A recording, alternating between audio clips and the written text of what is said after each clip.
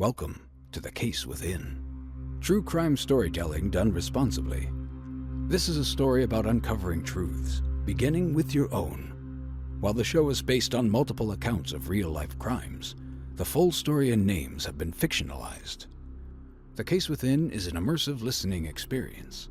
At times, it may seem like sounds are coming from the sides or behind you. The show contains depictions of violence, sexual assault, mild language, PTSD, and traumatic events that some people may find disturbing. Content warnings for this episode are listed at the end of this show's notes page. Listener discretion is advised.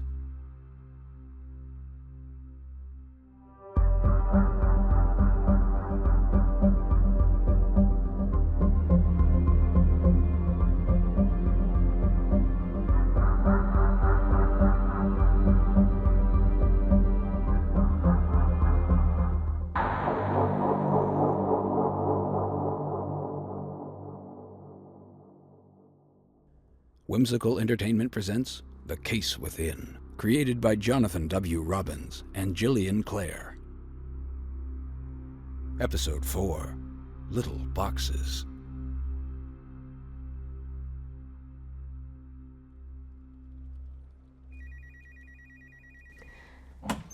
You wanted to see me, sir? Baumer, yes, come in. The Michaels case, anything to report?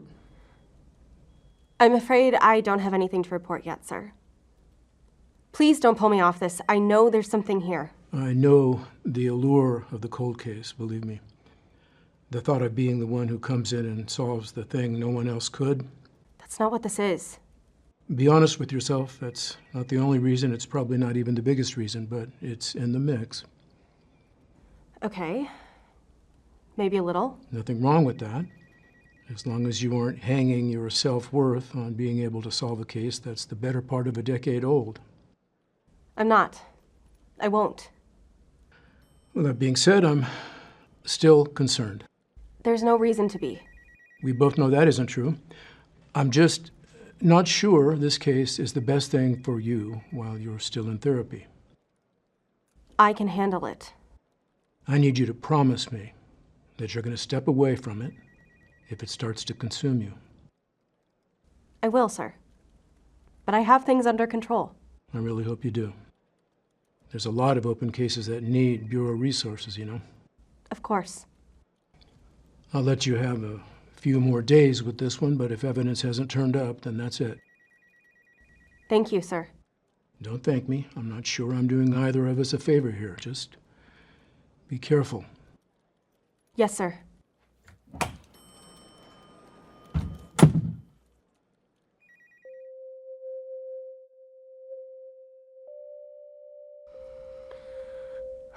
All right, let's get to work. So you were walking down the PCH. Maybe I should head down and see if I can find anything new there. Oh, right. I'm sure you'll find a previously undiscovered decade-old gum wrapper that'll blow this case wide open. Right. Stupid idea. You think? Watch it with the judgment. I'm trying to help you. Hey, I'm created solely from your imagination, so the only one judging you here is you. The next place you were seen was a roadside diner, but not so close that you could have walked to it. Meaning? Meaning odds are the people that you left with probably brought you there too. So they kidnapped me and then brought me to lunch in a public place? No, that doesn't make sense. Have you considered that maybe I wasn't kidnapped? So you went with them willingly?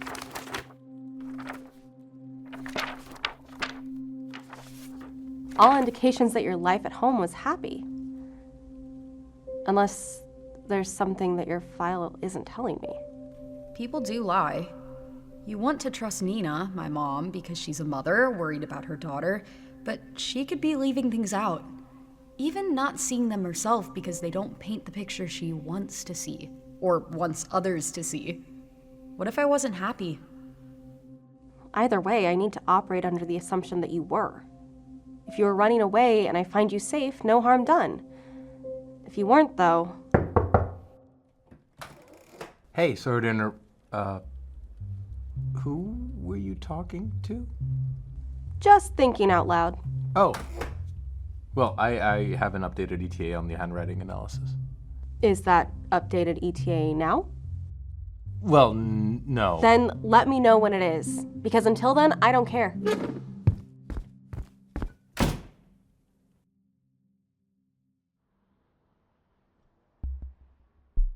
80% of runaway girls do so reportedly due to having been physically or sexually abused. However, studies show that adoptive parents are less likely to abuse their children in that manner than other parents. Nonetheless, Nicole knows she can't rule it out.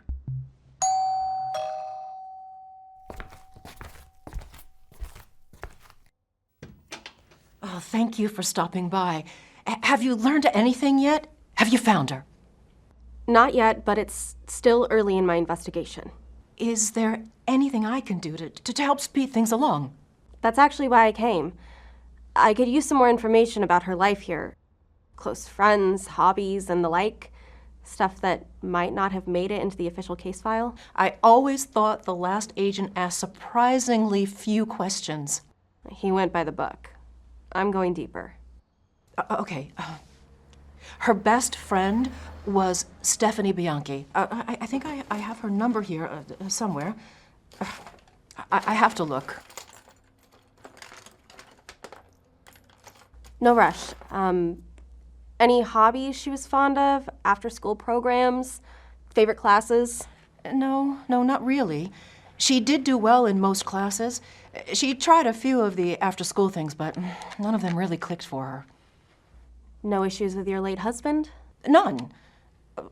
Well, he did get a bit uncomfortable with the whole daughter becoming a teenager thing. Getting him to pick up tampons was a struggle, but we managed. Can I ask why you two adopted? Was it just a choice, or were you unable to have children of your own? Neither. Both. I'm a carrier for XLA. XLA? X-linked amyloglobulin. I know. It's a mouthful. It's a rare genetic disorder that carries the X chromosome. It prevents your body from making antibodies properly, and any infection can run out of control. I'm so sorry. Don't be. I'm just a carrier. Women can pass it on, but only men get the disease. I just didn't want to risk having a boy. There's a 50% chance I'd pass it on to them. Did Erin know that's why you adopted? No, we never told her. We didn't want her thinking that she was here out of anything other than our choice to love her. Thank you for sharing that with me. Do you think it'll help get her back? I don't know what will help and what won't yet. But knowing everything we can is the best first step. I should go. I'll update you as soon as I know more. Please. Find her.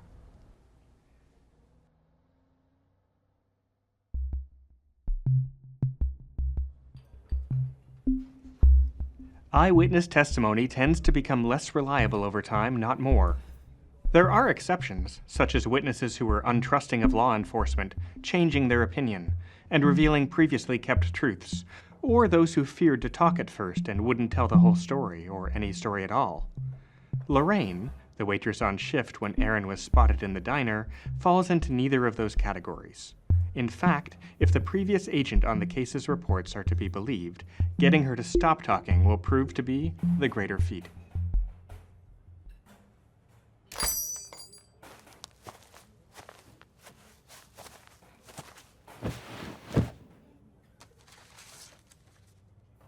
So you were here with a couple who were paying. You just had a salad? If that's what your notes say. Seems like you'd want more if you didn't know where your next meal was coming from. Maybe I'm not the sort of person who's good at thinking 3 moves ahead. Did you see chess club member anywhere in the file? I didn't mean to actually look for chess club member in my file. But you're smart. Good student, have the grades to prove it. You had friends, no specific hobbies, but you tried things. You had a life that by all indications you'd want to get back to. Hi there. Sorry to interrupt. Are you rehearsing for an audition or something? No, I just reading over some notes. So, can I start y'all off with a drink? You're Lorraine? That's me. You're Lorraine, Watson? The same Lorraine Watson who worked here in 2014? The very same. What's this all about? I'm Special Agent Baumer with the FBI. I wanted to talk to you about Erin Michaels.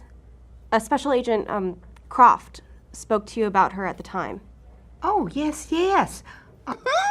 Not every day a gal gets interviewed by the Federal Bureau of Investigation. What about Erin, the girl? Do you remember her? Sure, I remember. I wrote it all down in my journal. I'll tell you what. It's a bit of a slow day. I'll just grab us a couple coffees and we can just sit and chat. No coffee for me. I try to avoid caffeine. Nonsense. Everyone needs a good cup of coffee. Really, Oh, that poor girl. Did they ever find her? Oh, no, of course they didn't. You wouldn't be here asking after her if they did. The young girl was an absolute sweetheart, so excited about going south of here to see one of her friends. Do you remember the friend's name? No, I'm sorry. That's all right. Did Erin say anything that might make you think she may have been running away from home? Like she was unhappy?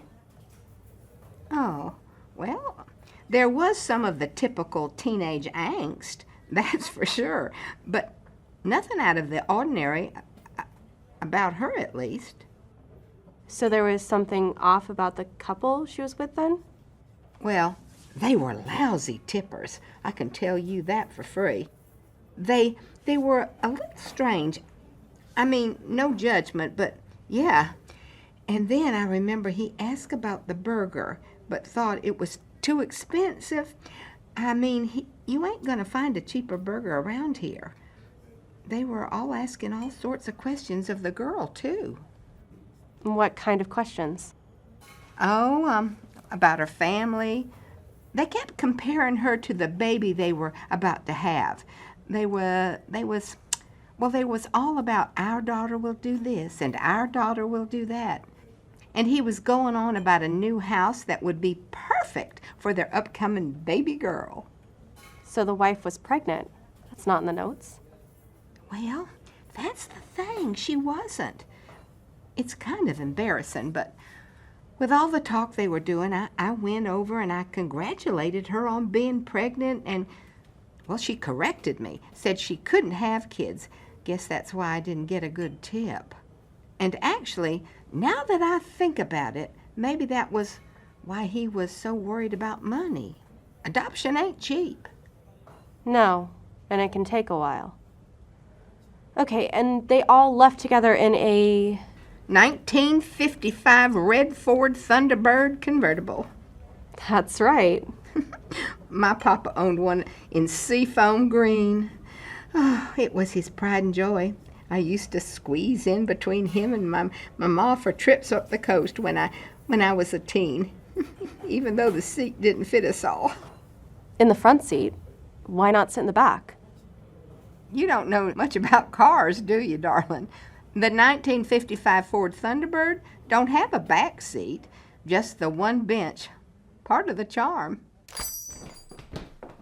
Oh, I should go tend those folks. That's fine. I think you've given me what I need. Thank you, Lorraine. You've been a big help. Well, no problem, hon. Y'all drive safe now.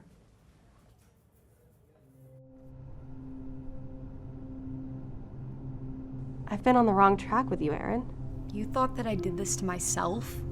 That I was stupid enough to get high or drunk around people I didn't know that well? You didn't, though. You just needed a ride. So it's not your head I need to get into. It's mine. But who are you? Self-proclaimed family man from suburbia, but with an entirely impractical car?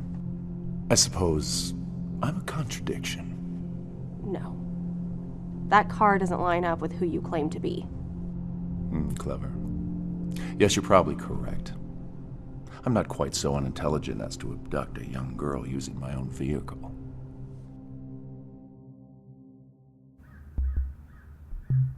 With cold cases, there are 4 fairly standard avenues agents use to uncover new leads. The first is technology not available during the original investigation. The second is a change of relationship in one of the witnesses, either with law enforcement or with the suspect themselves. The third only applies if the suspect was incarcerated and may have spoken of the crime to their cellmate. As none of those apply here, that just leaves the 4th area that cold case investigators make use of: errors made by the original investigator. Focusing on one suspect too much, causing them to ignore other leads, or canvassing that's incomplete, they may not have followed up with all witnesses, or they simply might have missed some detail at one of the scenes that would have sent them down a different investigative path.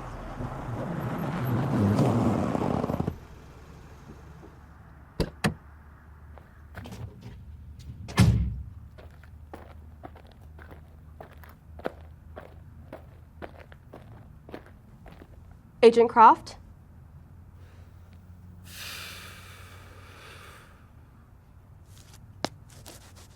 I'm retired, girl. It's just Jackson now. Jax to my friends. Okay, Jax. I didn't say we were friends. Well, thank you for coming. I appreciate it. Let's just get this waste of time over with, shall we? You're lucky I like Don Mendez. I canceled my golf game for this. Okay. Can you walk me through your investigation here? I spoke to the owners. They're unavailable today, but gave me clearance to investigate the garage again. Fine.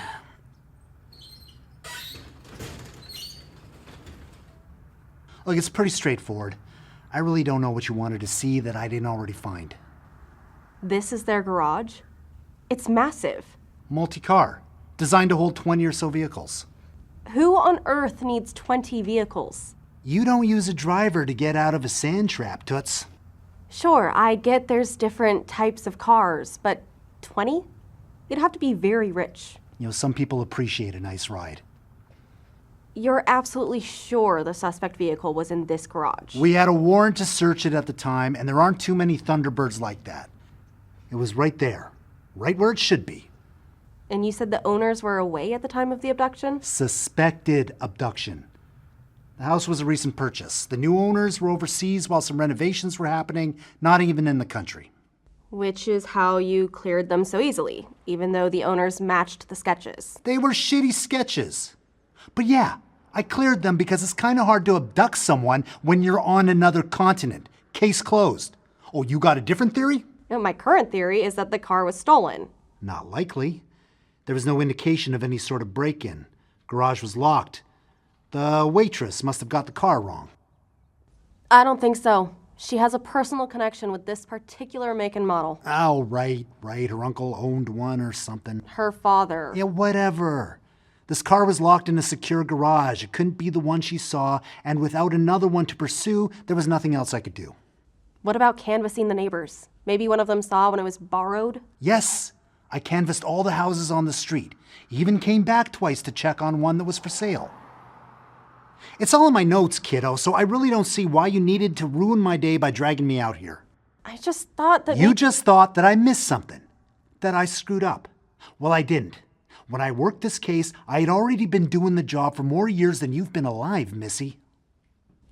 I'm sorry to have wasted your time.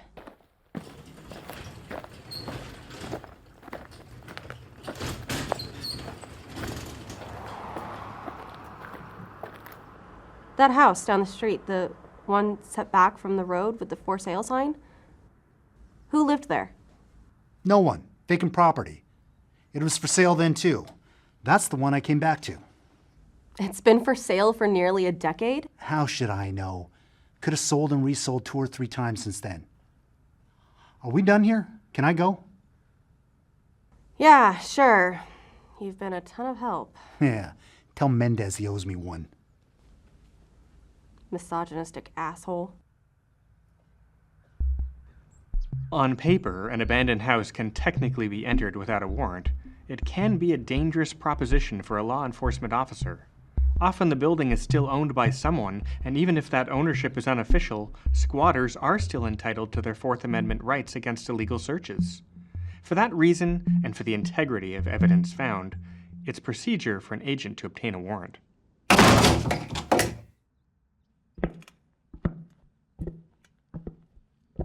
The inside of the house is in need of repair, covered in dust and cobwebs, but the front yard is well groomed, and the exterior of the house looks practically new. Wouldn't want to have the neighbors talking now, would we? Appearance is more important than substance to you? My choice in mode of transportation would suggest I find appearances somewhat important, now wouldn't it? The backyard is a mess too. Bushes look like they haven't been trimmed since the Raiders won the Super Bowl. Well, who doesn't dislike yard work? The ground is uneven in places. Looks like a landscaper's nightmare. What sort of monster of a realtor would let a property degrade like this? None. A realtor would be invested in selling the house. Even if they could avoid showing the backyard, they'd keep the inside clean. Unless... Unless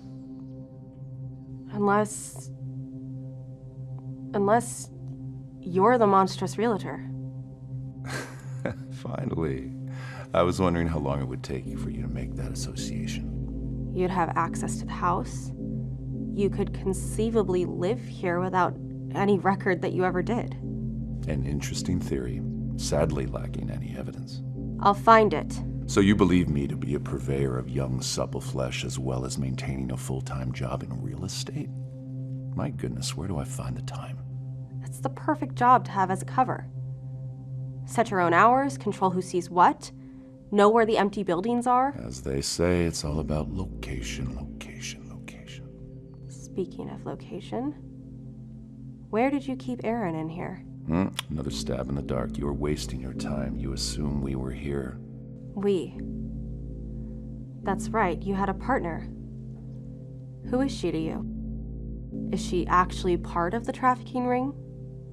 Or is she another captured girl being used to lend you an air of safety? Your attention is wandering. Do try to stay focused on the task at hand. Right. Where would you have kept Erin? You'd want somewhere quiet.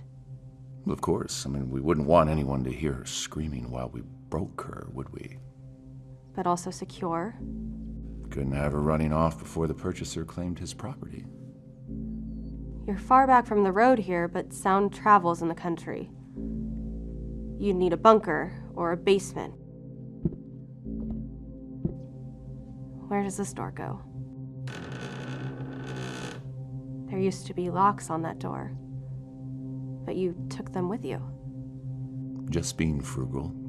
Why waste a good lock?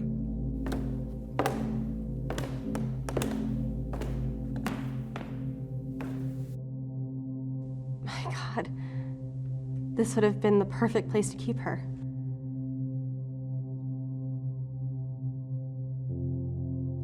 I could have entertained upstairs while keeping her down here. No one would even know this room existed. Who has a basement in California? Exactly. Not particularly clean down here either. There's stains on the floor, and it looks like you had this place set up like some sort of medieval dungeon. Iron fasteners in the wall for what? Shackles? As I mentioned, her escape would have made things difficult for me. And these marks on the floor, a trunk? No, too big. A cage, maybe. A box? For when I absolutely positively had to keep her there overnight. And teddy bear wallpaper? You sick fuck. Wait. I can only think of two reasons I'd infantilize her like that. Either the person you were selling her to is sicker than you, or you weren't selling her. And now we truly get to the heart of your problem. And that is? You lack imagination. I imagined you up pretty well. Only in the most obvious of ways. You just immediately went straight to human trafficker. Aren't you? That's my point. You don't know. Maybe I just helped the girl get where she was going. Then why didn't she get there? No, That's not what happened. Maybe I kept her locked down here just to torture her. I'll bet you did. Maybe I murdered her. Even if that's the case, I can't assume she's dead. I have to save. I have to keep investigating like she's alive. You have blinders on. Is your training at Quantico failing you? You're even ignoring things that are literally right under your nose. Like what? Like those stains. Perhaps they aren't just the result of poor housekeeping. The stains? They're just... Oh, fuck. That's a blood stain. That's a really big blood stain.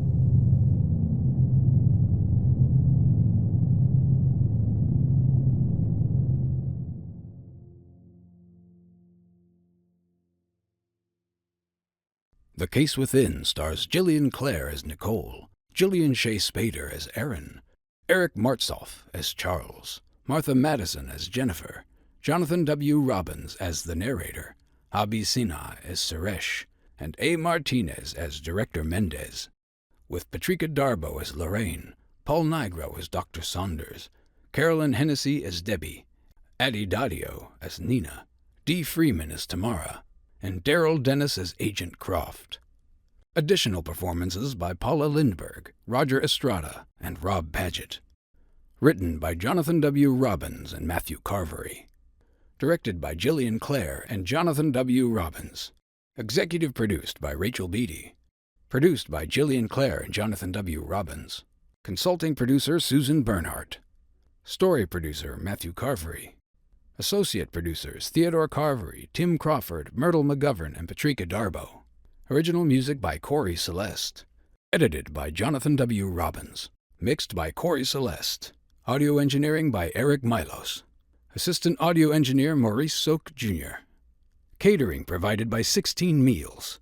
Recorded at Clear Lake Studios. The Case Within is a SAG-AFTRA podcast. Special thanks to Susan Bernhardt, Robert Bernhardt, Seaton Spark, Shane Easton, Benjamin Berg, Ed Robinson, Tanya Einen, Katya Gardner, Rob Goki, Robb Padgett, Maria Lisi, Jennifer Liao, Matt Jackson, Beth Newcomb, Matt Newcomb, Jody Younce, Allison Vanor, and all of our generous contributors.